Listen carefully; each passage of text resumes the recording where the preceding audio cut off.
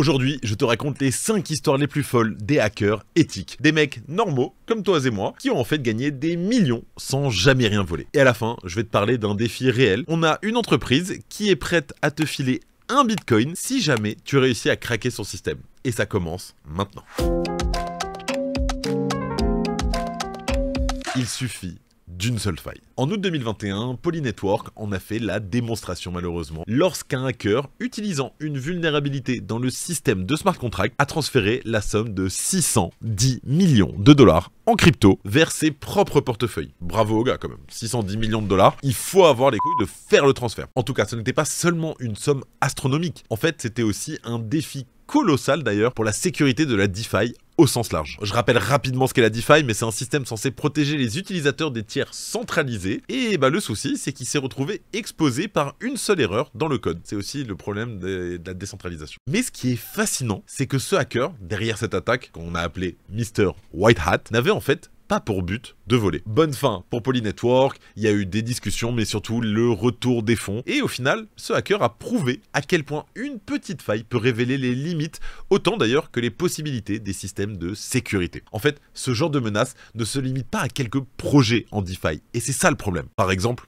deuxième histoire, Bybit, il y a quelques mois, une des plus grandes plateformes d'exchange de crypto-monnaies a aussi fait l'objet de hacks. Alors, c'était un hack, c'était des seed phrases perdus, mais en tout cas, il y avait des vulnérabilités importantes. Et le souci, c'est qu'en fait, certaines de ces failles, elles auraient pu permettre à des individus mal intentionnés de vider encore plus de fonds, à travers bien sûr divers billets dans le processus d'authentification, etc. Donc, il y a eu quand même près d'1 milliard de dollars, si je dis pas de bêtises, sur Bybit, mais en tout cas, ça aurait pu être bien pire. Ces cas, ils vont illustrer une vérité universelle. Peu importe la taille ou la réputation d'une entreprise tech ou blockchain, aucune infrastructure numérique n'est jamais totalement invulnérable. Et ça, il faut le retenir. En fait, le problème, c'est que ces failles ne sont bien souvent ni découvertes ni corrigées par les entreprises elles-mêmes. La plupart du temps, ce sont des entités extérieures qui vont les identifier. Et là, en fait, on va avoir d'un côté les hackers qui vont être mal intentionnés, qui vont chercher à exploiter le système pour des gains financiers ou pire, et ça s'est déjà vu, juste pour de la destruction, c'est déjà arrivé plein de fois. Et en fait, de l'autre côté, on va avoir ces hackers éthiques qui vont percevoir en fait ces failles comme une occasion de signaler le problème et aussi, idéalement, être récompensés à travers des programmes qu'on appelle des bug bounty. Qu'est-ce qu'un bug bounty? En une seconde, c'est tout simplement une récompense pour les gens qui trouvent des failles dans les sites internet, dans des protocoles, etc. et qui vont appeler l'entreprise en question et qui va leur dire « Ok, regardez, là vous avez un problème, vous avez un protocole SQL qui marche pas, etc. » Et en échange de ça, ils sont rémunérés. Ça peut aller de petites sommes jusqu'à, on a vu, plusieurs millions de dollars. D'ailleurs, selon un rapport publié par Immunify, on parle de plus de 70% des pertes liées au Web3 qui ne résultent en fait pas de faiblesse de sécurité intentionnelle. C'est-à-dire, je vous le traduis, des arnaques, mais des vulnérabilités techniques. En fait, ces brèches, elles peuvent être complexes ou tout simplement terriblement simples. Une ligne de code mal rédigée, une vérification absente ou tout simplement un protocole largement sous-audité. On a tout vu. Quand ça fait quelques années qu'on est en crypto, on a tout connu. L'une, bien sûr, des plus grandes erreurs commises par certaines entreprises de crypto est malheureusement de supposer qu'une fois que leur produit est lancé, en fait, il est intouchable. Et ça, malheureusement... Exemple 3, on va parler de Wormhole. Donc c'est tout simplement un pont ou un bridge. En fait, c'est une plateforme interchain qui va aller à travers les différentes blockchains qui va vous permettre de changer vos actifs de blockchain. Pour rappel, Wormhole a perdu près de 325 millions de dollars en moins d'une journée. Comment ça s'est passé? Un backlog dans la correction du code a tout simplement permis à un pirate de frapper de nouveaux tokens, donc de créer de nouveaux tokens, bien entendu, en vidant les fonds de la plateforme. Alors, il y a de gros soucis, mais il y en a un qui ressort beaucoup, c'est que ce genre d'incident, ça dépasse la simple perte monétaire. En fait, cela va entacher déjà durablement la confiance des utilisateurs, ça va aussi modifier le prix du marché et surtout exposer systématiquement des faiblesses dont d'autres pirates vont pouvoir se servir. Pour info, je vous le rappelle, mais la même plateforme a ensuite offert jusqu'à 10 millions de dollars en récompense dans le cadre de son programme de bug bounty, tout simplement pour éviter qu'un tel échec ne puisse se répéter. Et oui, les bug bounty sont maintenant monnaie courante dans la blockchain, dans la tech, etc. C'est d'ailleurs le cas de Seed, le sponsor de cette vidéo. Alors, le principe, tout simplement réinventer la façon dont tu vas sécuriser ta seed phrase. Au lieu de l'écrire sur un papier qui va traîner dans des tiroirs ou pire, de la stocker en ligne, Seed va te permettre de la découper en plusieurs QR codes. Les QR codes de leur côté ne contiennent pas une partie de ta seed phrase, donc même si jamais quelqu'un tombe sur un QR code, il ne peut rien en faire. Et ces QR codes, en fait, tu vas pouvoir les stocker séparément, les distribuer à des proches de confiance et même en perdre. Et tu restes 100% souverain sur ton accès. Seed, c'est ultra utile pour avoir un backup de tes hardware wallet, un héritage ou juste simplement dormir plus tranquillement en sachant que ta seed n'est plus vulnérable en un seul point. Et pour tester leur technologie, Seed avait lancé d'ailleurs un bug bounty public à 1 Bitcoin. Leur objectif, réussir à casser leur système. Si tu y arrives, bravo, tu chopes un Bitcoin comme ça. Bien entendu, des experts ont tenté leur chance, mais pour l'instant, personne n'a réussi. Le BTC, il est toujours là, il est intact, il ne bouge pas. Ce qui, pour l'instant, en dit long sur la solidité de leur solution. Et aujourd'hui, avec Seed, on va te proposer un petit défi où tu vas pouvoir gagner de l'argent. En fait, ça va être une chasse au QR code, dont voici le premier QR code. Le second sera publié demain dans l'un de nos contenus, mais attention, ce sera pas sur YouTube. Il faudra fouiller un petit peu.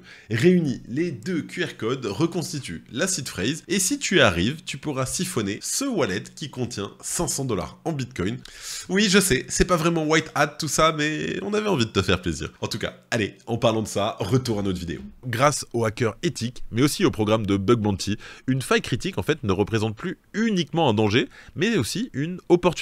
Tout simplement. En fait, pour eux, c'est la possibilité de faire la différence tout en transformant leur expertise en source de revenus. Et de l'autre côté, pour les entreprises, c'est aussi une manière d'apporter des correctifs rapides, mais aussi de se positionner comme des acteurs responsables qui sont engagés dans la sécurité. Et au final, c'est pas plus mal parce que chaque fois qu'un Polynetwork ou un Wormhole ou XYZ fait la une, et ben en fait, ça va permettre de mieux comprendre l'importance de ces interventions extérieures. Et d'ailleurs, on pourrait même dire que ces vulnérabilités marquent en fait un tournant dans notre manière collective, je parle de nous tous, d'aborder en fait la sécurité. Et alors qu'on est dans un moment où les hackers éthiques en fait ils vont se multiplier, notamment grâce à l'émergence des plateformes comme par exemple HackerOne ou Immunify, et ben les programmes vont offrir des redistributions pour découvrir des bugs, et ça ne cesse en fait de croître, attirant aussi bien des experts chevronnés que des débutants talentueux. Et d'ailleurs, soit dit en passant, parfois ils gagnent bien plus qu'une prime, et c'est ce qui nous amène d'ailleurs à la prochaine étape, comment un adolescent argentin qui apprenait seul l'art du hacking depuis sa chambre, a-t-il pu devenir millionnaire avant l'âge de 20 ans?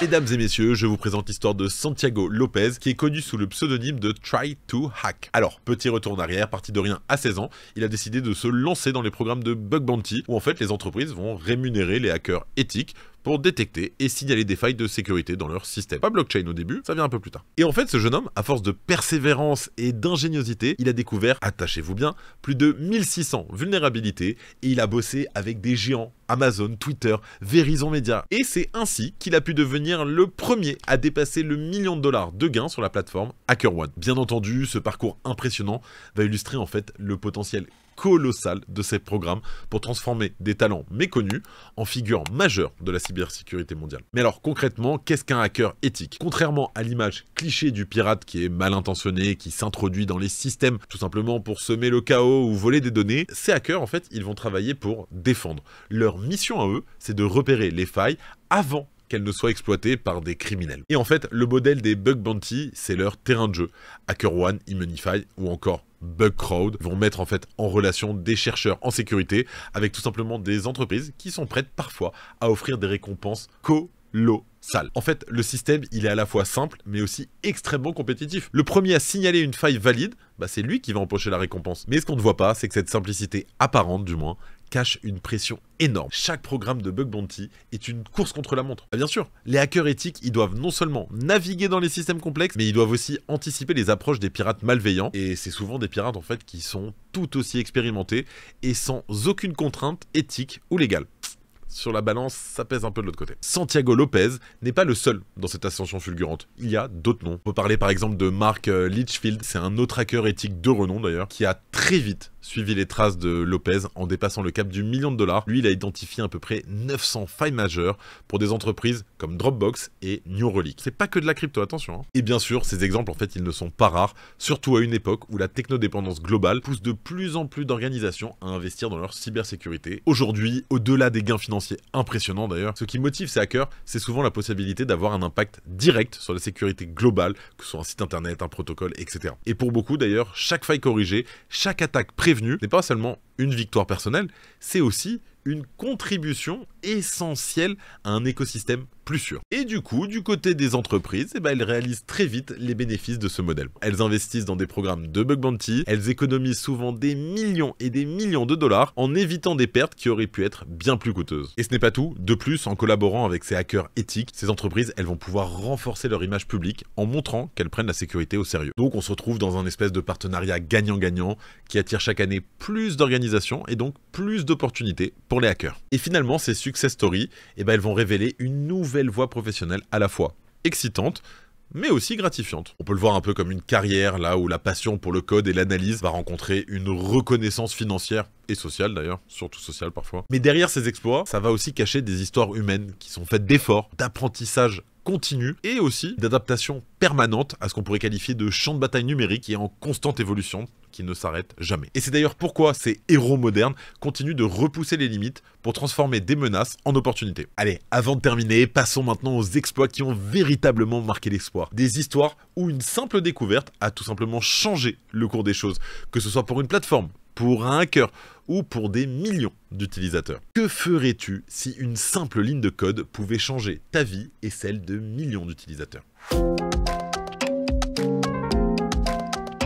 Anand Prakash, un chercheur en sécurité qui est basé en Inde, il a vécu cette situation lorsqu'il a découvert une énorme faille critique dans le système de réinitialisation de mots de passe de Facebook. Oui, j'ai bien dit Facebook. Ce problème se trouvait sur des sites de développement comme par exemple beta.facebook.com où certaines projections, pourtant actives sur la version principale, étaient absentes. Et il y en a une en particulier qui nous intéresse, c'est la limitation du nombre de tentatives pour entrer un code de réinitialisation qui n'était tout simplement pas appliqué. Ce qui permettait à Prakash de tester un script automatisé capable de générer des millions et des millions de combinaisons nécessaires pour deviner le code de vérification à 6 chiffres. Vous savez ce code là qu'on vous envoie par mail, etc., que vous devez aller sur votre téléphone, etc.